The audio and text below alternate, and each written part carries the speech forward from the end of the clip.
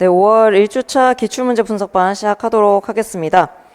어제 이제 국어교육론반도 시작을 했어요. 그래서 이제 기출문제를 한번 이렇게 쭉 봐야 되는데, 저는 개인적으로 이런 거 보는 거 되게 좋아해요. 저는 이런 거 보면서 이제 분석하고, 어떻게 공부를 해야 되겠다 이런 거 보는 거를 되게 좋아하는데, 어떻게 진행이 될지를 먼저 설명을 드리도록 하겠습니다.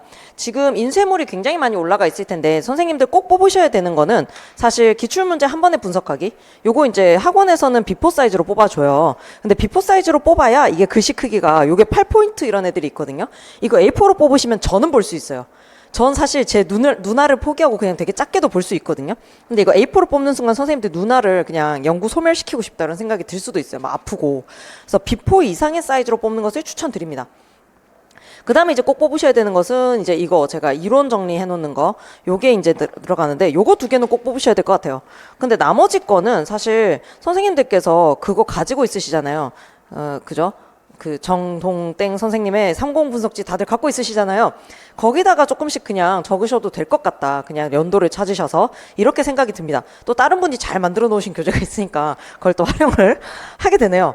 이런 생각이 들어요. 그래서 자꾸 그 인강생 선생님들께서 설문조사에다가 제 교재 만들어 달라 막 이런 얘기를 하시는데 이번에는 왜 교재로 안 묶었는지 어제 설명드렸는데 오늘도 한 번 더 설명드릴게요.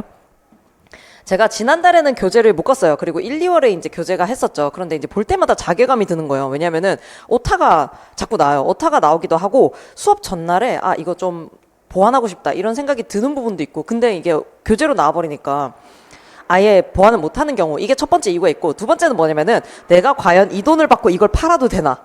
라는 생각이 살짝 들었어요. 내가 과연 이 돈을 받고 팔아도 되나? 그래서 이제 그런 복합적인 이유로 인쇄물로 나가기로 했습니다. 그래서 7, 8월부터 이제 문제풀이 들어갈 때는 이제 사전에 배송이 되거나 이렇게 해 주시겠죠? 제가 우체국 가야 될 일이 발생하지는 않았으면 좋겠다라는 생각을 살짝 해봅니다. 그래서 오늘 일단 뽑으셔야 되는 거 안내를 해드렸고, 어떻게 진행을 할 거냐면은 이제 각 주차별로 2년에서 3년치 기출문제 한 번에 보기를 먼저 할 거예요. 얘를 먼저 한 다음에 요거를 하면은 요 기출문제 중에서 이론적으로 조금 중요한 애들이 나와요. 그런 애들을 이제 중요한 애들 중에서 이론 정리를 하는 거죠. 이론 정리를 합니다. 예를 들어서 이제 오늘은 소설의 서술자를 가지고 왔는데, 소설의 서술자가 오늘 핵심이고 요게 제일 많고, 그다음 나머지 두 개는 약간 곁다리로 붙였다라고 보시면 돼요. 그런데 요렇게 중요한 이론을 정리하면서 여기에다가 해당 기출문제들 붙여 나갈 거다. 요렇게 생각을 하시면 되겠습니다. 요런 다음에 이제 추가로 변형 문제, 오늘 이제 수업한 내용 중에서 좀 중요하다 싶은 것들, 또는 이제 랜덤으로 무작위로 제가 변형 문제 가지고 와서 시험을 치고 이제 끝을 낼 거예요. 그래서 이제 빨리 마치는 날은 또 빨리 마칠 수도 있겠고, 늦게 마치는 날은 늦게 마칠 수도 있는데, 직강생 선생님 같은 경우에는 제가 바로 이제 첨삭을 해드리겠다라고 말씀을 드렸거든요. 그래서 이제 앞에 앉아 계신 직강생 선생님, 오늘도 시험이 있습니다. 오늘도 시험이 이렇게 존재한다라고 하는 거. 그래서 매일 공부하고 매일 복습 시험 치시고 집에 가는 보람된 하루 되시기 바랍니다. 오늘 이제 제일 먼저 비포 사이즈로 되어 있는 2024년 기출문제 한 번에 분석하기 먼저 보도록 할게요. 이게 문학을 어떻게 공부해야 될지 모르겠다라고 하는 질문을 제가 학교에서 애들 가르칠 때에도 들었었는데, 지금 여기 나와도 듣고 있어요. 근데 이 얘기를 제가 교사 되기 전부터도 들었었거든요. 문학을 어떻게 공부해야 될지를 모르겠다. 이게 문학이 공부를 안 하고자 마음을 먹으면은 무한대로 안 해버릴 수 있어요. 그냥 내가 가서 오늘 맨땅에 헤딩을 해가지고 내가 한번 풀어보겠다, 이런 생각을 하시면은 가능합니다. 그죠? 가능해요. 그런데 이제 문제는 뭐냐면은 그렇게 해결이 안 되는 애들이 몇 개가 존재를 하는 거예요. 그럼 얘네를 어디부터 어디까지 다 외워야 되느냐라고 하는 게 애매한 거죠. 저는 개인적으로 다 외우시라고 말씀을 드려요. 왜 다 외우라고 말씀을 드리냐면은 저는 지금 출제하는 방식이 맞지는 않다고 생각을 해요. 지금 출제하는 방식이 적절하지 않다라고 개인적으로 생각을 하는데, 이거 개인 의견이에요. 어디 지금 교육과정 평가원에서 보고 계실까봐 너무 무서운데, 왜냐면 거기 지금 많은 분들이 계셔가지고 너무 무서운 상황인데, 전화 오시면은 뭐 어떡하겠습니까? 죄송하다고 해야죠. 그런데 무슨 느낌이냐면 요거는 지금 애들을 위한 시험이에요. 요거는 고등학생들이 풀면은 딱 좋을 것 같은 시험 이라고 저는 생각을 하거든요. 왜냐면은 어떤 새로운 작품을 줬었을 때 해석을 할 수 있느냐, 뭐 이런 것들을 지금 애들이 시험을 치고 있잖아요. 그런데 요게 지금 교사 시험으로 과연 합리적이냐라고 하는 거예요. 왜냐면은 매년 조금 낯선 작품들이 나오잖아요. 그럼 이제 우리가 그거를 그 시간에는 해석을 해야 돼요. 그런데 교사가 그렇게 낯선 작품을 갑자기 냅다 들어가서 해석해야 되는 일이 있을까요? 아니에요. 교사는 사전에 낯선 작품을 받은 다음에 그거를 본인이 엄청 연구를 한 다음에 수업 준비를 해가지고 수업을 들어가잖아요. 그럼 사실은 그럴 일이 없다는 거예요. 교사가 냅다 뛰어들어가서. 그러면은 교원을 뽑기 위한 시험은 어떻게 돼야 되냐라고 저는 생각을 하냐면 압도적인 암기를 바탕으로 그 내용을 가지고 이거를 설명해낼 수 있느냐. 라고 하는 차원이 훨씬 더 중요하다고 저는 생각을 해요.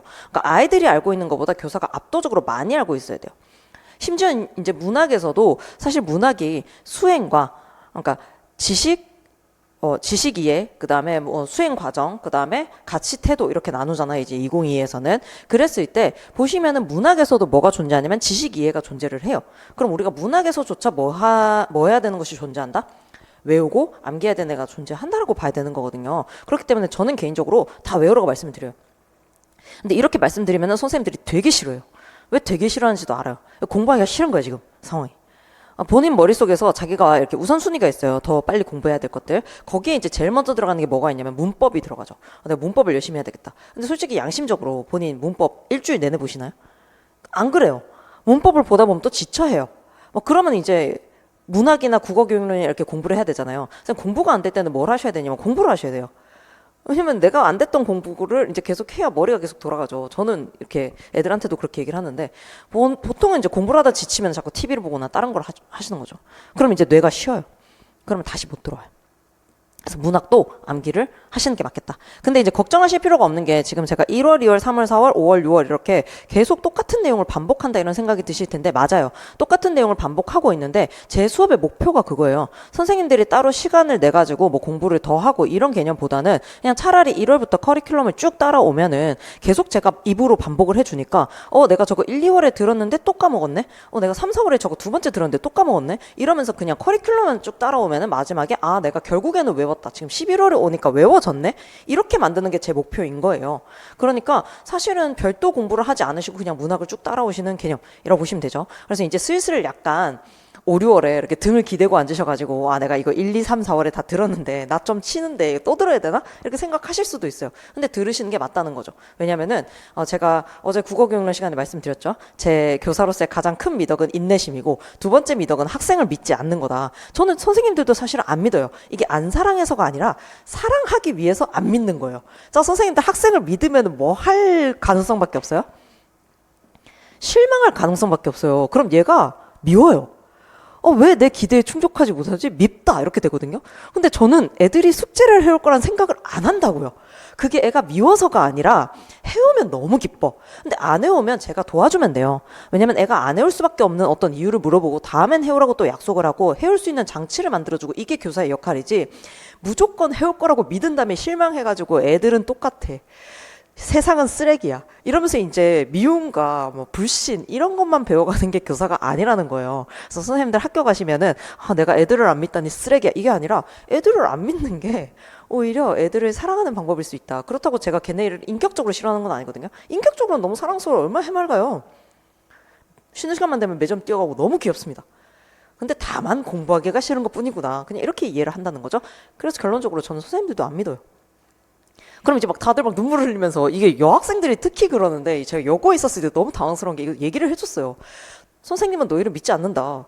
왜냐면 더 사랑하기 위해서다라고 얘기를 하려고 했는데 왜냐하면이 나오기도 전에 이미 울고 있어. 선생님은 너희를 믿지 않는다 하는 순간부터 막 우는 거예요. 선생님 왜요? 저를 사랑하지 않으세요? 그래서 애가 우는데 제가 더 설명을 할 수가 없잖아요. 그래갖고 막 이제 아니야 사랑한다 믿을게 뭐 이렇게 되거든요. 하지만 그러고 믿지 않아. 여전히 믿지 않아. 그렇게 되는데 전 선생님들도 믿지 않습니다. 믿지 않기 때문에 더 혹독하게 굴릴 수 있어요. 왜냐면 내가 혹독하게 굴려야 그냥 지금 제가 나쁜 년이 되면 되는 거예요.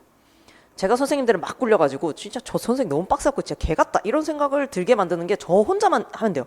그럼 선생님들은 빡세게 구르시고 이제 우리 배워서 남 주면 되는 거죠. 자, 그래서 시작을 해보도록 하겠습니다. 2024년 기출문제 한 번에 보기. 요게 지금 문학에서 나온 전체예요. 그럼 선생님 요거 한번 어제 했던 것처럼 점수 한번 더 해볼까요? 점수 한번 더 해보시면은 다 더해보시죠.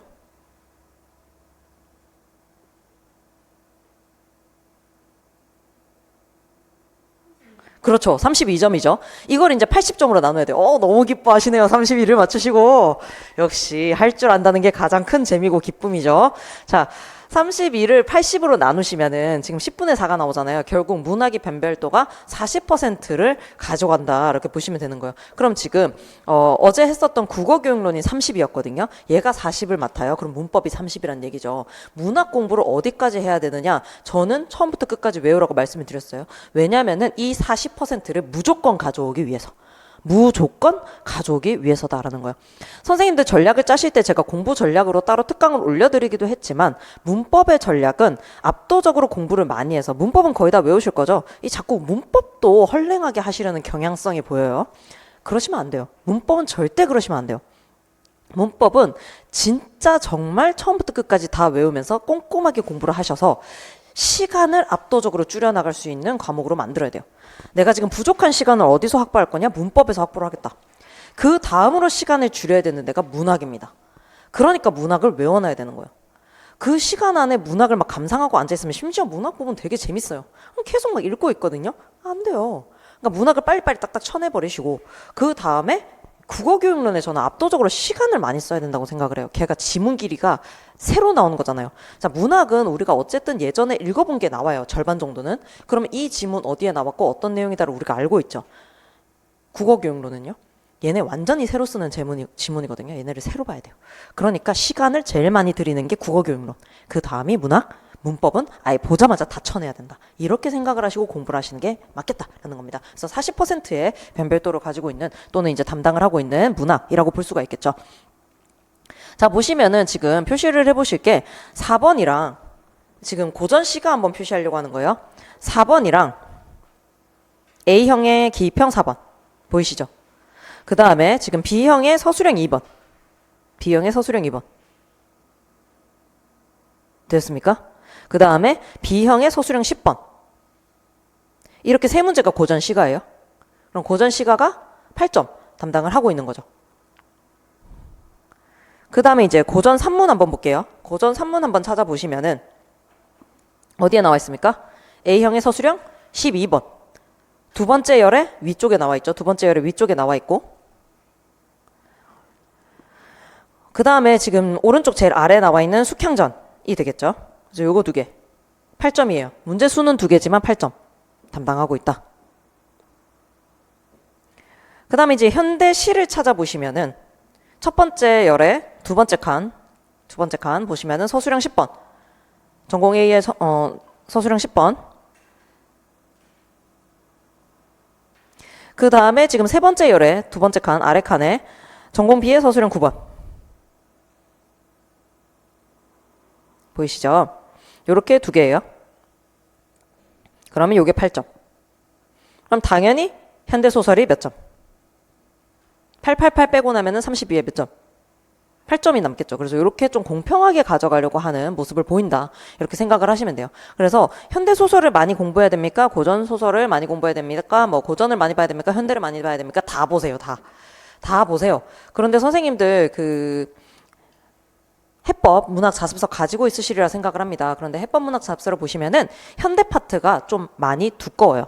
좀 많이 두껍다. 이게 왜냐면은 살아있는 사람들이 계속해서 발표를 하고 있는 부분도 있고 그리고 과거의 작품들은 많이 유실이 됐어요.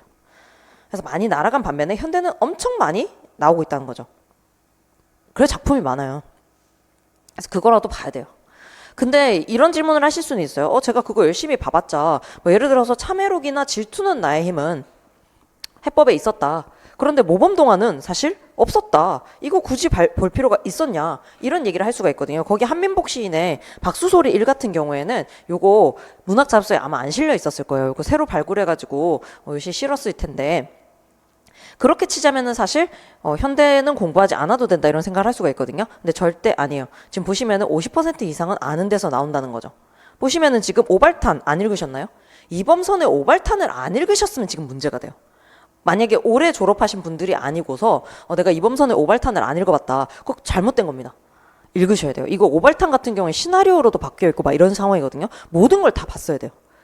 그렇기 때문에 선생님들이 대비를 충분히 하셔야 된다. 문학 자습서 저는 3회독을 하고 시험을 치러 갔는데 사실 저의 3회독은 선생님들의 3회독이 아니에요. 왜냐면 저는 말씀드렸다시피 이미 기간제를 할 때 그 해법문학 자습서를 읽는 방과후 수업을 3번을 했어요. 그러니까 결국 저는 한 6회독을 하고 갔다는 얘기거든요. 수업 준비할 때까지를 합치면 7회독을 하고 갔다는 얘기예요. 그리고 그걸로 애들한테 변형 문제도 출제하고 있었던 사람이었거든요.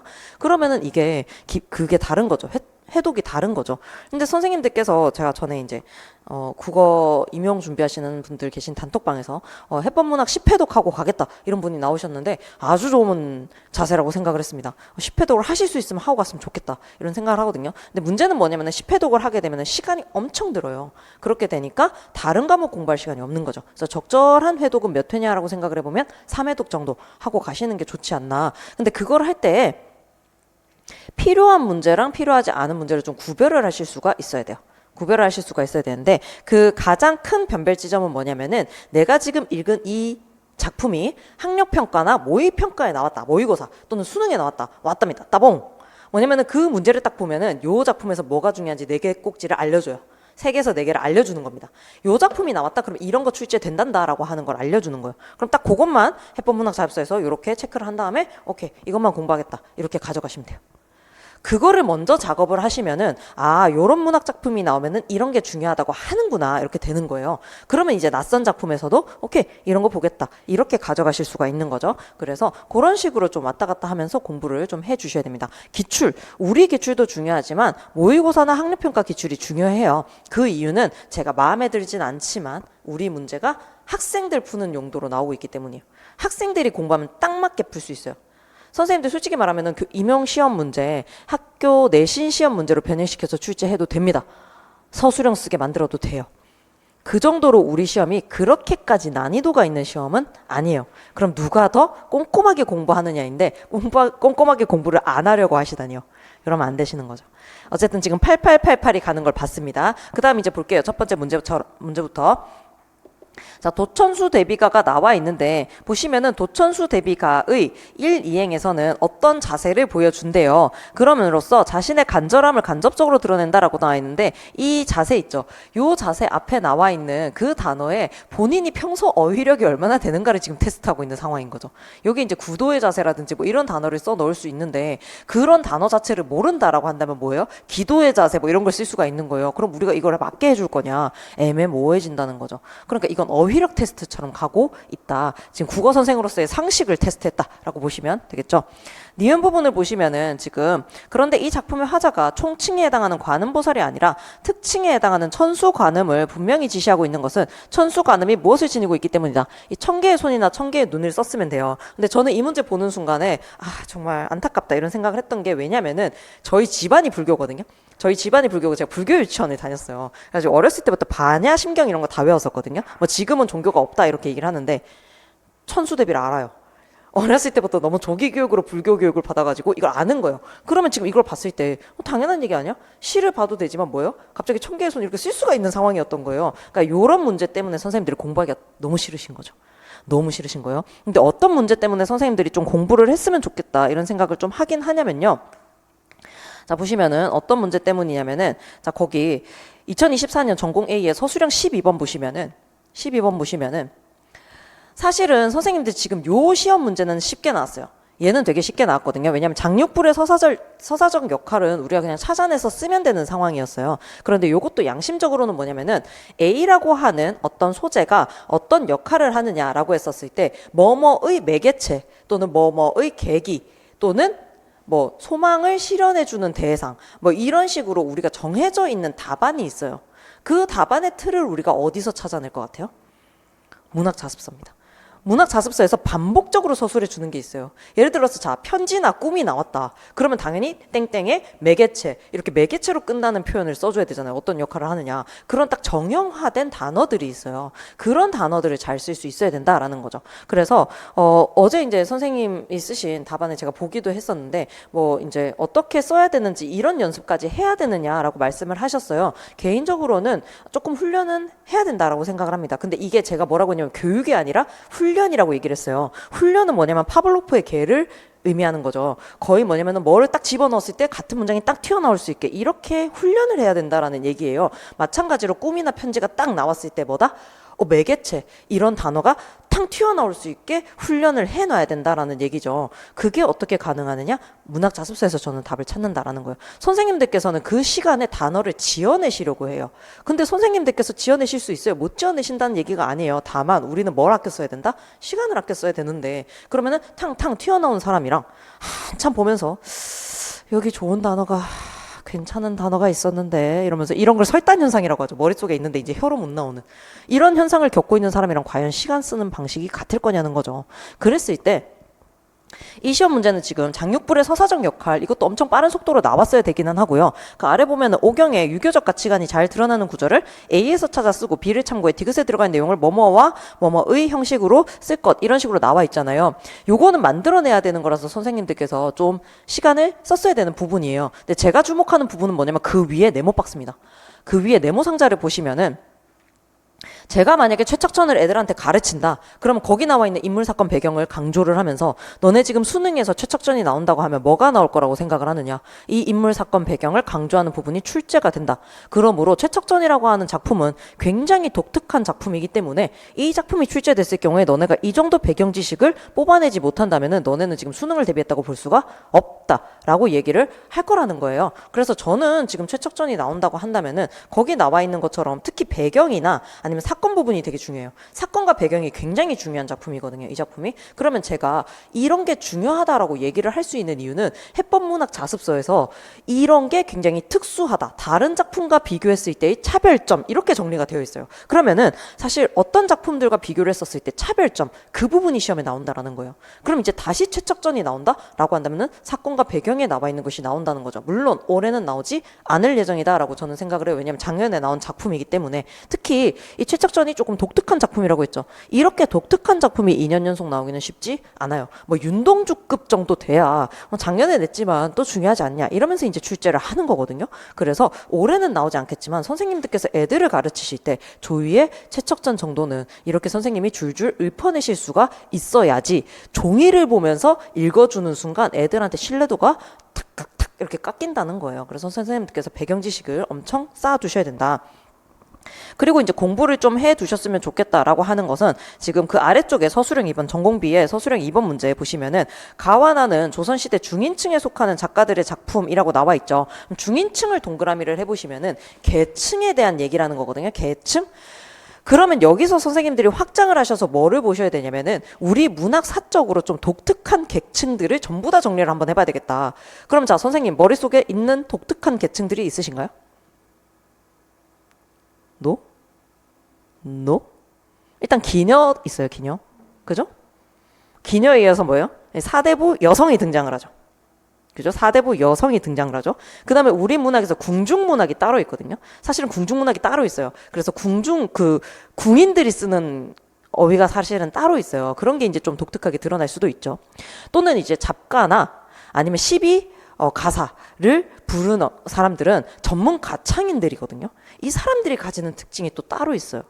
그 다음에 조선 전기 양반이 가지는 특징이 있고 박인로로 대표되는 조선 후기 양반층이 가지는 특징이 따로 있고 그 다음에 향가를 창작한 승려나 화랑계층이 가지는 특징이 따로 있고 그 다음에 고려 후기의 문신들 그죠? 신흥사대부, 신진사대부라고 하는 이 사람들이 가지는 특징이 따로 있어요. 이런 것들을 따로 정리를 해서 내가 이런 계층에 대한 이해를 한번 딱 정리를 해야 되겠구나 하고 싶으세요? 하실 수 있겠어요? 귀찮으시죠? 그래서 수업 범위에 들어가 있어요. 그래서 너무 행복해 하시네요. 또 향유층을 또 정리를 한번 할 거예요. 근데 그런 배경 지식이 이미 있다면은 중인계층이 나왔다고? 그럼 이런 특징이 있었고 그럼 나올 만한 작품 오케이 이게 김천택이 나왔어야지 이렇게 되는 거예요. 이해되실까요? 요 정도는 저는 되는 게 좋다고 생각을 해요.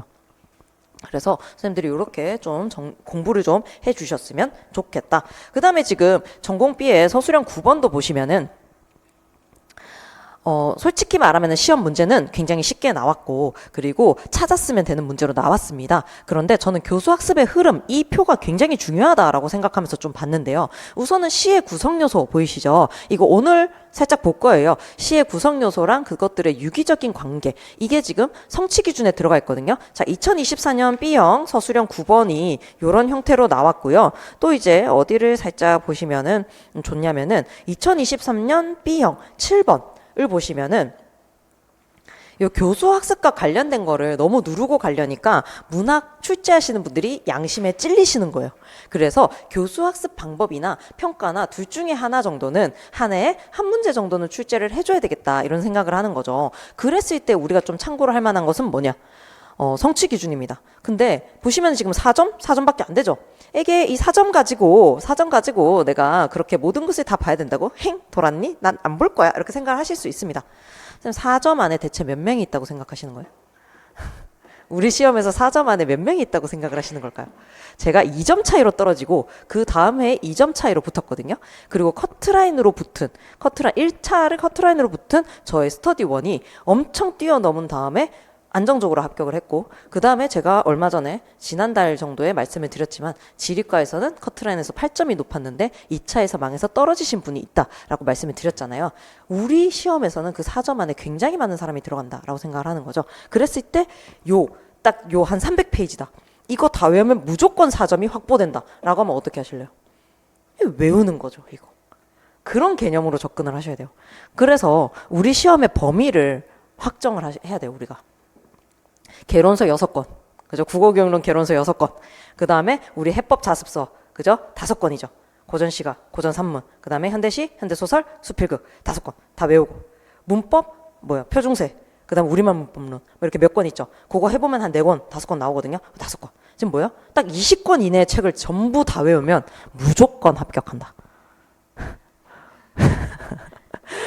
너무 깔끔하지 않아요? 너무 깔끔하다고 생각해요. 저는 이 시험이.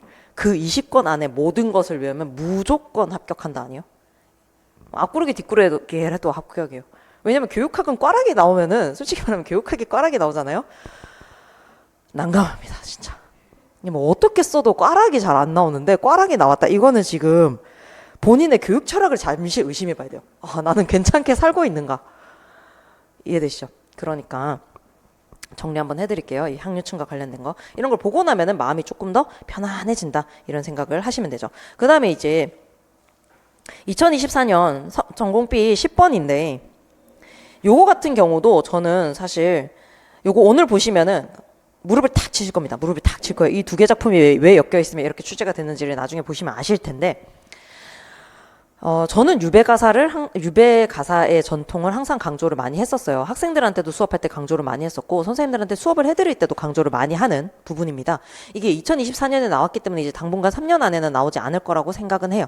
하지만 오늘 살짝 보긴 볼 거다. 이런 식으로 출제가 되기 때문에 선생님들 이런 작품들 보셔야 된다라고 하는 걸 보여드리기 위해서 살짝 보긴 볼 겁니다. 그래서 저 같으면은 저는 여기 있는 내용 있죠. 안 읽어도 문제 풀 수 있었을 것 같아요. 이거. 왜냐면 성산별곡이 솔직히 말하면 성산별곡에 이거를 적용하라는 거 조금 의외인데, 왜냐면 유배가사로 유명한 다른 애들이 있거든요. 그거를 적용을 하는 게 맞지. 지금 성산별곡이랑 엮는 건 조금 이상한 부분이긴 한데, 어쨌든 이 밑에 나와 있는 내용이 제 머릿속에 이미 들어가 있는 내용이란 말이에요. 그러면 사실 요거를 그렇게 어렵게 읽지 않고 문제를 바로 풀 수 있는 거죠. 그러니까 시험의 난이도 자체도 굉장히 다르게 느끼게 돼요.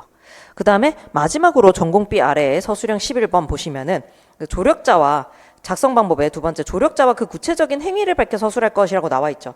이거 우리 문학 작품에서 조력자가 등장하는 작품들이 또 겁나 많죠. 그리고 특정 인물이 예를 들어서 이 사람과 대립하는 사람이다 라고 하는 거. 자, 대립자와 그 다음에 조력자와 그 다음에 각성의 계기가 되는 존재, 이런 식으로 특정 역할들이 반복돼서 나와요. 우리 문학에서는. 특히 어디에서? 고전 문학에서. 특히 반복돼서 나오거든요. 그걸 이제 또 싹 모아가지고 한 번에 봐야 되는 거예요. 이렇게. 그러니까 기출문제를 보실 때 지금 분야별로 쪼개져 있는 강사님의 교재가 있고 연도별로 쪼개져 있는 강사님의 교재가 있고 이런 식일 거예요. 근데 요거를 이렇게 저는 뭐라고 생각하냐면 테마별로 쪼개야 돼요. 그러니까 분야로 쪼갰다라고 하는 것은 어떻게 쪼개시냐면 고전 시가에 이런 게 있는데 이거에 들어가는 건 이런 작품들이다. 예를 들어서 향가인 이런 게 들어간다. 그게 아니라 예를 들어서 어떤 역할을 하는 소재가 나왔다. 그럼 향가에서도 어떤 소재의 역할 문제, 고려 가요에서도 어떤 소재의 역할, 현대시에서도 어떤 소재의 역할, 얘네를 모아서 봐야 되는 거예요. 그래서 주로 나오는 소재의 역할이 뭐냐, 이런 걸 이제 우리가 좀 봐야 되는 상황이다라고 보시면 되겠죠. 어쨌든 2024년 기출문제 이렇게 한 판에 보시니까 우리가 알 수 있었던 거는 첫 번째, 각 영역별로 공평하게 좀 하려고 한다. 그러니까 문제는 뭐냐면 시나리오나 극이 출제가 되면은 이제 누가 내놓을 거냐를 가지고 싸워야 돼요. 왜냐면 여기서 4점을 한 번에 더 때려 넣어주면은 다른 국교론이나 문법에서 내놔야 되는 거잖아요. 근데 지금 그럴 수가 없는 상황이죠. 그럼 누가 내놓을래? 이렇게 되는 거예요. 그럼 지금 세 문제 나와 있는 애가 누구? 고전시가였죠. 여기서 이제 하나 뺏는 거예요. 기입형 하나 정도 뺏어내는 거죠. 수필이나 극을 위해서. 요렇게 생각을 하시면 됩니다. 어쨌든 균형을 맞춰서 점수가 40점 정도는 맞춰준다. 그리고 아는 작품과 모르는 작품이 한 절반 정도씩은 섞여서 나오고, 그 다음에 배경 지식이 좀 많이 필요한 문제와 그냥 때려 맞춰도 되는 문제가 절반 정도씩 나온다. 그렇기 때문에 우리가 사전에 공부가 되어 있긴 해야 된다. 이렇게 생각을 하시면 되겠습니다. 2023년 볼게요. 하나, 둘, 셋, 넷, 다섯. 하나, 둘, 셋, 넷, 다, 여섯, 일곱, 여덟, 아홉 문제인데, 자, 또 점수 한번 계산해 보시죠. 몇 점인가?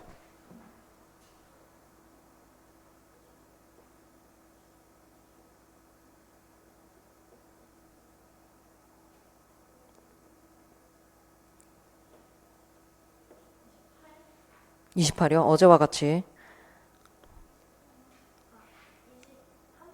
32죠. 쉬운 게 뭐냐면은 첫 번째 열이 2, 2, 4잖아요. 합치면 8이에요. 두 번째 열 8이죠. 세 번째 열 8이죠. 네 번째 열 8이죠. 8 곱하기 4는 32. 똑같아요. 보통 32점. 해서 40% 정도를 뿌린다. 이렇게 생각하시면 돼요. 그러니까 이거를 선생님들께서 분석을 하지 않으시면은 실제보다 더 과장되게 생각할 수도 있고 실제보다 더 축소해서 생각을 하실 수도 있어요. 예를 들어서 선생님 여성 영웅 소설 많이 출제될까요? 우리 시험에서? 느낌상 많이 출제될까요? 영웅 일대기 구조 출제 많이 될까요? 실제로 많이 출제 안 됐어요. 실제로 출제된 작품 수, 그 문항 수가 몇 개가 안 돼요. 근데 선생님들 머릿속에는 영웅 일대 구조 맨날 강조를 하니까 무슨 생각이 들어요? 그거 진짜 출제 많이 되지. 이런 생각이 들죠. 아니, 실제로 출제 많이 안 됐어요. 지금 낼 게 얼마나 많은데. 그러니까 이거를 한번 개수를 세 보셔야 환상을 깰 수가 있어요. 그 환상을 깨는 데에서부터 공부를 시작하셔야 돼요. 그럼 한번 보도록 하죠. 우리 이제 고전시가랑 개수 다시 세 보도록 하겠습니다. 고전시가 몇 문제 몇 점 정도 되어 있는지 한번 세 보시죠. 네, 고전시가.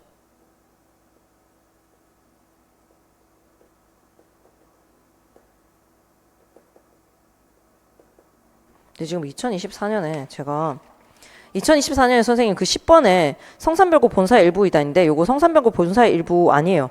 요거 지금 여기에 엮여 있는 거고 2023년에 엮여 있는 거고 2024년에 남아있는 문제 다른 문제일 거예요. 한번 확인해 주세요. 선생님 요거. 응? 고전 시간 몇 점입니까? 4점이죠. 갑자기 이거 확 줄었죠. 고전 산문은요?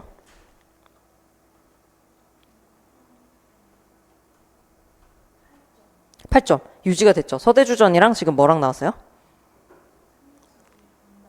네, 온달전 나와 있는 거죠. 요거 두 개. 그 다음에 현대시는요?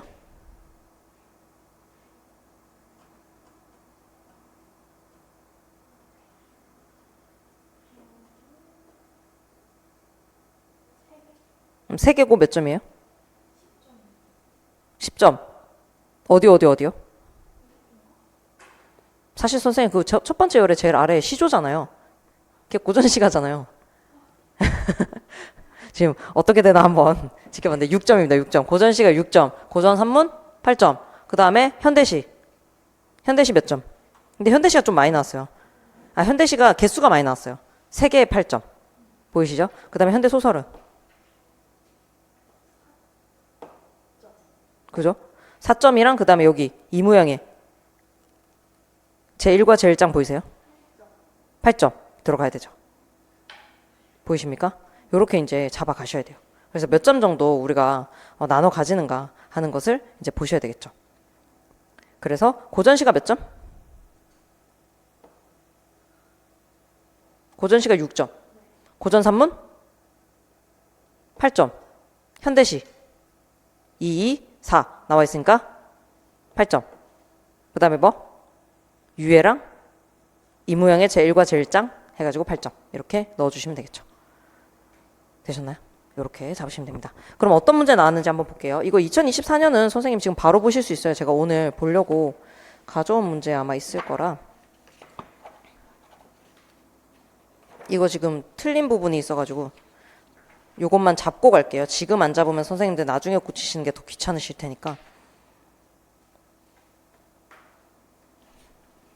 뒤쪽에 있을 거예요. 문제 모아놓은 거에 뒤쪽에 있을 겁니다.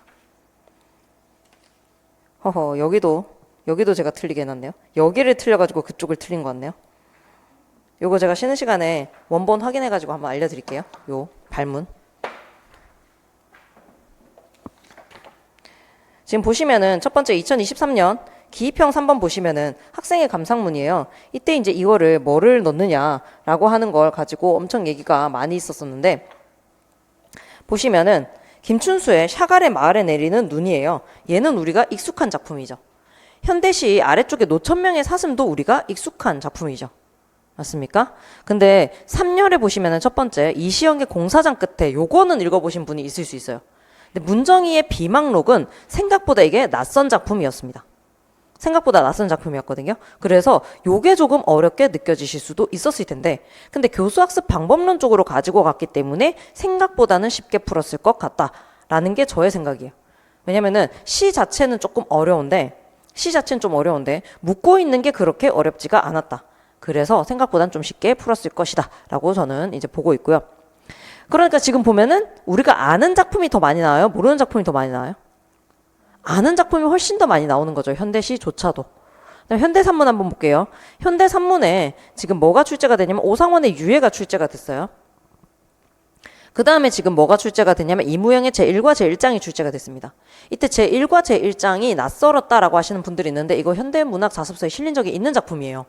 그리고 유해는 이거 중학생들 고등학교에 갈 때 필독 작품으로 추천하는 그런 작품입니다. 그렇기 때문에 요거는 선생님이 봐두셨어야 됐다라는 거죠. 그래서 오상원의 유해는 봐뒀어야 됐고 제1과 제1장도 봐뒀어야 됐는데 만약에 본인이 보지 않았다라고 하더라도 그 당시에 풀 수 있는 문제였다. 솔직히 말하면 요 작품의 난이도상으로는 제1과 제1장이랑 2024년에 모범동화 있죠. 요거 두 개가 거의 비슷하게 느껴졌을 거예요. 난이도는 왜냐면은 낯선 느낌이 그 정도로 비슷했을 텐데 둘 다 문제 풀기에는 어려운 점이 좀 없었다라는 거 보시면 됩니다. 자, 고전 시가 보시면은 시조의 창작 맥락과 관련해서 제가 이제 작품 날리긴 했는데 어쨌든 시조가 출제가 되었다라고 하는 거랑 그 다음에 이제 정철의 성산별곡이 출제가 된 거죠. 근데 정철의 성산별곡 아래 어떤 것들이 나왔는지를 보시면은 자, 작성 방법. 화자가 정막산 중에 살아가는 주인의 삶을 어떠한 모습으로 그려내고 있는지 공간과 인물의 측면에서 서술할 것이라고 되어 있는데 이거 해법문학 자습서 보시면은 깜짝 놀라실 거예요. 이거 성산별곡에서 요 비슷한 걸 물어봅니다. 해법문학 자습서에서 설명을 하고 있어요. 주인의 모습을 어떻게 형상화하고 있다. 이걸 설명을 해주고 있거든요. 그렇기 때문에 이게 사실은 우리가 문학 작품, 문학 문제가 어렵게 나오고 추상적으로 나오고 새롭게 나오고 이럴 거라 생각하지만 아니에요. 결국에는 이게 채점을 해야 되고 누구는 맞고 누구는 틀리다를 만들어야 되는 상황이거든요. 채점 기준표를. 그 기준이 뭐가 되느냐면은 합의된 해석. 합의된 감상에서 나온다는 거죠. 그 합의된 해석, 합의된 감상이 어디서 나오는 건데요? 해법에서 나오는 거예요. 그래서 해법을 벗어나는 경우도 있습니다. 그럼 이제 학술 논문 같은 데서 나와요. 어쨌든 근거는 있어야 돼요. 그래서 그렇게 보시면 되고 아래쪽에 비해서 계절적 배경을 고려하여 밑줄친 기억에 함축적 의미를 쓰고 밑줄친 니은에 담긴 화자의 심리를 서술할 것이라고 되어 있죠. 자, 계절적 배경을 고려해서 감상을 하는 게 정철의 성산별곡에서 중요한 요소로 다뤄지고 있습니다. 그러다 보니까 이렇게 두 개를 짠 거예요. 정철의 작품이 어렵다 하지만 낼 거는 똑같아요. 정철의 작품이. 그래서 정철의 작품이 오히려 시험용으로는 상당히 쉽다 이렇게 생각하시면 되겠죠. 그 다음에 이제 고전 산문 보시면은 서대주전. 장난 아니죠. 서대주전 선생님 저 2번 보고 깜짝 놀랍니다. 이 송사소설이라고 하는 장르가 있는데 이 송사소설의 가장 대표적인 작품을 뭐로 잡냐면 서대주전을 잡아요. 그러니까 서대주전이 나왔다 이러면 송사소설을 내겠다라는 얘기라고 보시면 됩니다. 그걸 알고 있었으면 작성 방법 2가 너무 쉽겠죠. 심지어 이 내용이 아예 그냥 개조식으로 정리가 돼 있을 거예요. 어딘가에는. 그 다음에 밑쪽에 서술자의 개입이 처음으로 나타나는 부분에 첫 어절을 쓰고 그 비판 대상을 밝힐 것이라고 되어 있죠. 그래서 서술자의 개입, 이거 편집자적 논평 부분을 찾아 써봐라 라는 얘기가 될 겁니다. 맞으실까요? 그거를 이제 찾았으면 됐을 것이다. 그렇게 보시면 되고요. 자, 그 다음에 온달전을 보시면은 나에 근거하여 가에 드러난 열전의 일반적인 특성 2가지를 서술할 것. 큰일 났죠. 지금 열전의 일반적인 특성을 모르면은 쓸 수 있다 없다? 없어요. 근데 좋은 점은 뭐냐면은 나에 나와 있는 게 열전의 일반적인 특성을 설명을 제시를 해줬습니다. 그러니까 혹시나 틀릴까봐 이렇게 제시를 해준 상황이거든요. 그래서 요거를 보고 풀면 됐어요. 근데 열전의 일반적인 특성을 알고 있는 사람이라면은 이걸 볼까요, 안 볼까요? 봐요. 보는데 훨씬 답안에 뭘 갖다 써야 될지를 알고 있는 거죠. 선생님, 열전이 어떤 형식이죠? 인물을 서술하는 방식입니다. 인물을 서술하는 방식인데 이게 사마천의 사기에 나오는 열전 부분에서 사용하는 방식이에요. 그래서 인물의 가계를 먼저 서술을 하고 그 다음에 인물이 어떻게 살았나라고 하는 행적 서술해 준 다음에 마지막에 사심평이 나오는 그런 형식이거든요. 이 형식이 정해져 있어요. 그런데 이 형식을 그대로 가지고 오는 방식이거든요. 그래서 요거를 알고 있었다면 조금 더 쉽게 느꼈겠죠. 그 다음에 아래쪽에 나를 참조할 때 열전의 일반적인 특성과 달리 가에서 확인되는 독특한 특성 두 가지를 써봐라 라고 되어 있죠. 그런데 이게 지금 일반적인 특성이랑 요 작품만의 특수성을 본인이 뽑아내지를 못한다면은 이거를 풀 수가 없었을 거다. 그러니까 이거 공부했어야 되는 문제예요. 사실은 얘는 공부했어야 되는 부분이다. 근데 이거 예전에 나왔어요. 이거 나온 적 있어요. 2차에서. 2차 논술에서 특히 온달전으로 낸 적 있습니다. 온달전으로 똑같이 내요.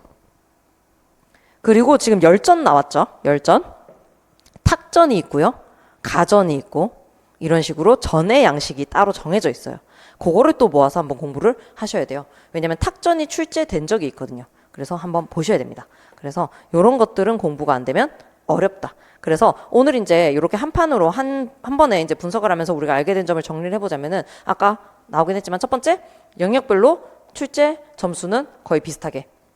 두 번째 문학은 보통 40점. 40% 정도를 담당하고 있다. 우리 합격에서. 그 다음에 세 번째 현대와 고전 중에서 알고 있는 작품이 50% 이상 나오기 때문에 우리는 문학 작품을 계속해서 공부를 해놔야 된다. 특히 그게 어디가 출제될지 출제 포인트를 우리가 잡아낼 수가 있어야 된다라는 얘기고요. 이제 네 번째 같은 경우에는 공부 안 하면 못 쓰는 거 있으니까 이론도 공부를 해야겠다. 그리고 거기 나와 있는 것처럼 교수학습 방법이나 평가가 한 문제씩은 출제가 요새 되고 있구나. 이것도 대비를 해야 되겠다. 이렇게 생각을 하시면 되겠죠. 여기까지가 이제 2023년, 2024년입니다. 아주 눈에 띄고 아주 뭐 모르는 그런 작품이 나온 건 아니에요. 최인호 작가도 알려져 있는 작가고 이무영의 제일과 제일장도 이미 알고 있는 작품이어야 되고 이렇게 생각을 하셔야 된다는 거죠. 되었을까요? 여기까지가 오늘 2개년 살펴본 겁니다. 그럼 지금부터 뭐 할 거냐면 이론을 할 거예요. 생각보다 재밌어요, 선생님. 그렇게 굉장히 싫어하지 않으셔도 됩니다. 오늘은 첫 번째 장에 있는 소설에서 말하는 사람 서술자가 메인이에요.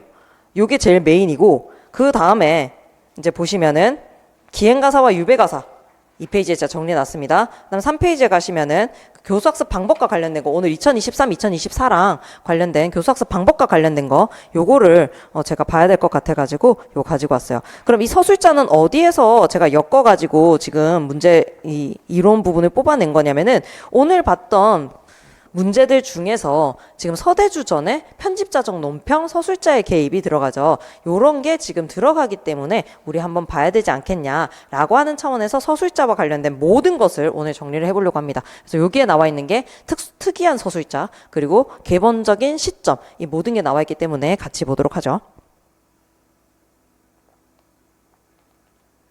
우선 시점부터 한번 볼까요? 선생님들께서 너무 쉽게 생각하시는데 어디 부분까지 아셔야 되냐면 그 아래 거리까지 이제 아셔야 돼요. 거리 보이시죠? 아래쪽에 보시면은 서술자와 인물의 사이, 서술자와 독자의 사이, 독자와 인물 사이 이것까지도 이제 우리가 다 알아야만 한다라고 생각을 하시면 되겠습니다. 자, 소설의 시점 보겠습니다. 소설의 시점은 서술의 초점으로 이야기를 구성하고 있는 인물, 행위, 배경, 사건 등을 독자에게 제시하는 방법이다. 화자가 이야기를 하기 위해 자리 잡은 시선의 각도, 서술의 발화점, 관점 등을 얘기합니다. 특히 현대소설에서 작중 사건과 인물에 대한 작가의 직접적 간섭을 막고자 한 데서 강조되었는데 그러니까 이전에 지금 보시면 현대소설에서는 편집자적 논평이 그렇게 많지가 않아요. 근데 고전소설에서는 웬만하면 모든 작품에 다 들어가죠. 그거는 왜냐면은 거기 보시면 작가의 직접적 간섭이 많았다라는 거예요. 고전 소설에서는. 그런데 현대 소설로 왔었을 때 이렇게 작가가 전면에 드러나게 될 경우에는 독자의 해석의 자유가 훼손된다라고 본 거죠. 작가가 얘기하는 대로 해석을 할 가능성이 높다. 그러니까 이제 누가 빠져라? 작가 너 좀 빠지고 이제 그냥 독자가 해석할 수 있게 서술자가 좀 자리를 내려놔야 된다. 권력을 내려놔야 된다. 이렇게 생각을 한 거예요. 그래서 작가의 간섭은 때로 서술의 신뢰감을 떨어뜨리기 때문이다. 굉장히 주관적으로 느끼게 만들어서 서술의 신뢰감을 떨어뜨립니다. 근대 이후의 작가들은 과거에 비해서 보다 더 독자들에게 실감을 줄 수 있는 서술 방법을 모색하였고, 이러한 생동감과 응집력을 가지기 위해서는 작가는 보다 적극적인 서술 태도인 시점의 활용이 필요해졌다. 그래서 시점을 활용하기 시작했다. 그래서 이제 고전 소설 작품들을 보시면은 전부 다 무슨 시점이에요? 전지적 작가 시점으로 되어 있죠. 근데 이제 근대로 오게 되면서 시점이 발전을 하게 되고, 서구의 문학을 접하고 이제 귀국한, 일본에 유학 갔다가 귀국한 작가들에 의해서 이런 시점 이론들이 훨씬 적극적으로 수입이 되어 왔다. 이렇게 생각을 하시면 되겠습니다. 자, 아래 볼게요. 1인칭 주인공 시점부터 시작을 할 텐데, 우리 정말 기본이지만 한번 시점 알고 있나 한번 보도록 할게요. 갑자기 내가 그 정도는 하지, 이런 표정으로 이제 하시는데, 자, 일단은 뭐랑 뭐로 쪼개야 돼요? 애들한테 가르칠 때 뭐라고 하실 거예요? 1인칭과 뭐로? 3인칭으로 쪼개야 됩니다. 그래서 나가 등장을 하느냐라고 하는 것을 찾아라, 이렇게 얘기를 하죠. 그 다음에 이제 1인칭 시점이 어떻게 나눠지냐면, 주인공 시점과 그 다음에 관찰자 시점, 이렇게 나뉘어지고요. 그 다음에 3인칭, 이거를 주인공 시점이라고 하는 경우는 거의 없어요. 뭐라고 하냐면 3인칭 전지적 작가 시점이라고 이야기를 많이 하죠. 그 다음에 3인칭 관찰자 시점이라고 이제 이야기를 합니다. 자, 그런데 저는 이제 학생들한테 이거 뭐라고 설명을 해주냐면은 1인칭 시점이라고 하는 것은 무엇이냐? 오, 박살. 1인칭 시점이라고 하는 것은 무엇이냐? VR 시점이다. 네가 마치 그 사람이 된 것처럼 감상을 할 수 있게 된다. 그럼 우리가 VR 기계의 장점은 뭐냐라고 이제 얘기를 해야 되는 거예요. VR 기계의 장점이 뭐예요? 그렇죠. VR 기계의 장점은 생동감과 몰입이죠.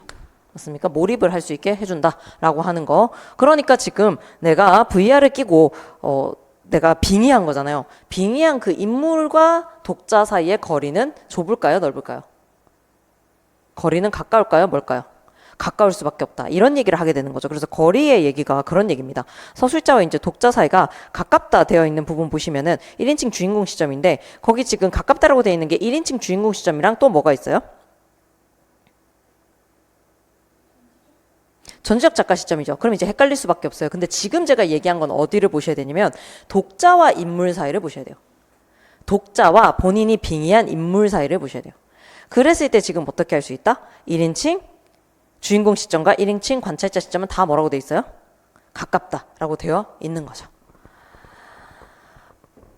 대신에 지금 보시면은 어느 거랑 어느 거를 지금 묶어야 되냐면은 주인공 시점 요거 두 개를 묶으셔야 되죠. 요거 두 개를 묶은 다음에 내면 심리와 생각을 묘사하게 되는 거죠. 맞습니까? 그런데 얘도 뭐예요? 부분적으로는 가능해요. 누구 입장은? 누구는 가능해요? 그죠?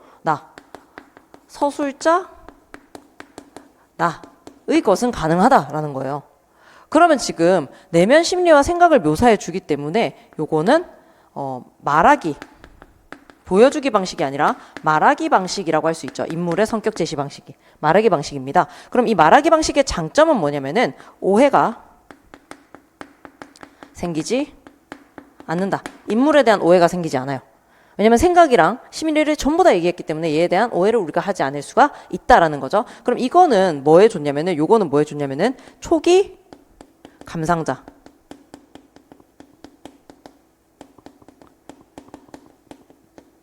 그러니까 약간 능숙하지 않은 어떤 문학 감상자들은 오히려 이런 시점이 더 좋을 수가 있어요. 그러니까 항상 어떤 게 좋다 이렇게 결정할 수는 없다라는 얘기인 거죠. 대신에 이 말하기 방식의 안 좋은 점은 뭐냐? 안 좋은 점은 뭐냐면은 독자의 감상 자유를 떨어뜨린다라고 하는 거예요. 독자의 감상 자유를 떨어뜨리기 때문에 요거는 뭐랑 연결이 되냐면은 독자의 흥미와 동기가 감상의 동기가 같이 떨어질 수가 있다는 거죠. 내가 모르는 게 없는데 이거 뭐하러 읽냐 이런 생각이 들 수가 있다라는 거예요. 특히 이제 감상의 재미, 뭐 재미가 있겠습니까마는 감상 재미도 떨어진다 이렇게 볼 수가 있는 거죠. 그럼 이제 여기 관찰자 시점 같은 경우에 여기 나와 있는 관찰자 시점은 반대라는 얘기잖아요. 지금 관찰자 시점은 얘는 내면 심리랑 생각을 묘사하지 않는 거죠. 그럼 요거 반대되게 써주면 되는 거죠. 일단 그 인물에 대해서 잘못 이해할 가능성이 있다 없다. 잘못 이해할 가능성이 있다. 대신에 그 인물에 대해서 이해해가는 재미가 있다 없다. 이해해가는 재미가 있다. 이런 식으로 이제 돼야 되는 거죠. 그런 얘기들을 이제 애들이랑 조금 더 해주실 필요가 있다라는 얘기입니다. 그래서 거기 봤을 때 1인칭 주인공 시점, 소설 속의 주인공이 자신의 이야기를 풀어나가듯이 쓴 시점이다. 화자가 바로 주인공이 되어 자기 자신의 이야기를 하고 있기 때문에 독자의 감정에 직접 호소하는 힘을 갖거나 진술 내용에 대해 신뢰감을 불러일으킬 수가 있다. 주인공의 내면 세계를 드러내는데 가장 좋은 시점이므로 거기 이제 밑줄 쳐보시면 자기 고백적 형태의 소설에서 자주 사용이라고 되어 있는데 자기 고백적 형태의 소설 동그라미 해보신 다음에 이게 가장 극단적으로 간 게 무슨 소설이에요? 이게 가장 극단적으로 간 게 의식의 흐름 기법입니다. 가장 극단적으로 자기 마음을 계속 얘기하는 거예요. 자기 마음만, 자기 생각만. 그래서 이제 자기 내면 고백 방식을 많이 사용을 한다. 중립적이고 객관적인 것을 드러내기가 어렵다. 왜냐면 이미 감정적이에요. 이미 주관적이에요. 그다음 1인칭 관찰자 시점, 나라는 인물이 소설 속에 관찰자로 등장해 소설을 서술하지만 사건 속에서 주동적인 역할을 하지 않고 관찰하기만 한다라고 되어 있는데 여기서 이제 선생님 이거는 서술자랑은 상관없는데 참고로 조금만 더 적어놔 볼게요. 인물의 유형 부분 정리를 해보도록 하겠습니다. 인물의 유형.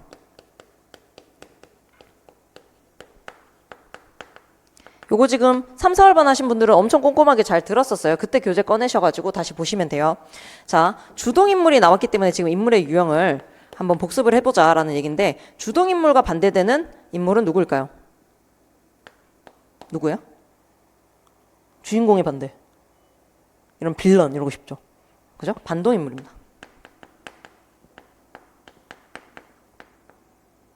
반동인물.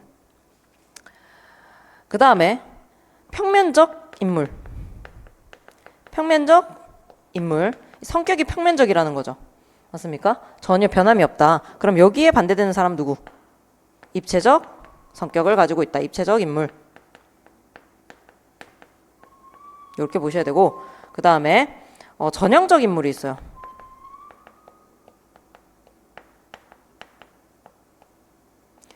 자, 전형적 인물이라고 하면은 우리가 예를 들어서 어떤 직업을 떠올렸을 때 누군가가 떠오른다. 그럼 그 모습이 전형적인 모습인 겁니다. 예를 들어서 저 같은 경우에는 교사의 전형에 들어가냐라고 하면 들어가는 부분도 있고 아닌 부분도 있어요. 그런데 이제 예를 들어서 선비의 전형이다. 이러면 일단 뭘 써야 될 것 같아요? 갓. 뭘 입어야 될 것 같아요? 도포. 이런 거 입어줘야 되겠죠. 그게 이제 전형성이다라는 얘기입니다. 근데 이제 전형적이지 않은 인물을 뭐라고 하냐면 개성적 인물이라고 얘기를 하는 거죠. 그 다음 이제 중심 인물이 있고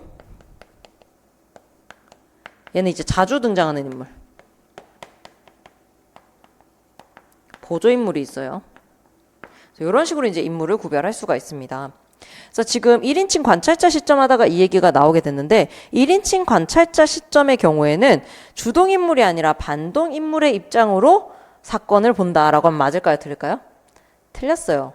틀렸어요. 이때의 주동인물이 아니라 요때 1인칭 관찰자 시점의 경우에는 누구한테 빙의를 한다라고 보셔야 되냐면 여기 나와 있는 보조인물 있죠.